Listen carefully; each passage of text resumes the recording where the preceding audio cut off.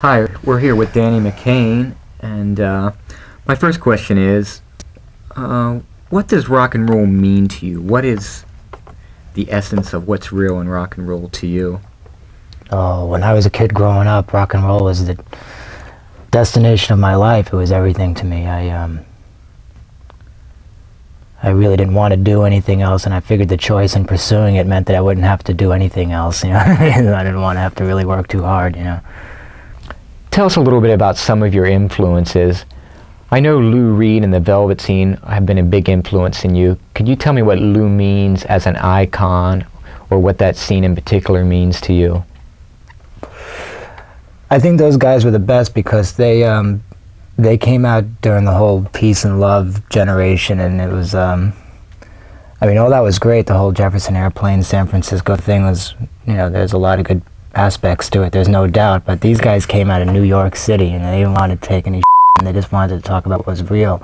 And their take on love and relationships was totally more authentic than any of the fantasy crap that they were talking about out in San Francisco. You've been out playing in the New York scene for a while. Could you tell us a little bit about the New York scene? It's very romanticized, but from an insider, tell us what it's like here. New York is so self-defeatist that they can't even allow themselves to have a scene and enjoy it. There is always a scene in New York City. This is New York. It's the epicenter of the world. You've been at this a long time. As you said, it's pretty rough in the clubs. What keeps you going? I decided not to kill myself. There's nothing else I can do. Do you think rock and roll is dead now? I think Huey Lewis in the News said it best when he said it was hip to be square.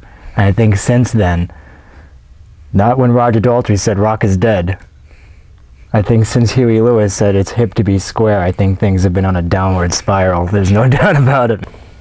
As an artist in the underground, and knowing how the music industry is right now as far as freedom and repression, is there anything you would like to say to the industry as a whole if you could speak to it as a single entity? Man, off the top of my head, all I could just say is I could only bitch and complain to them. I couldn't say anything that would change the way things are because they've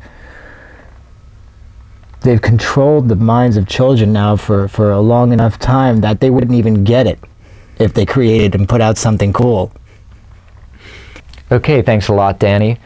Now we're going to take you to Danny live on stage with the 45s. Here's a song for you.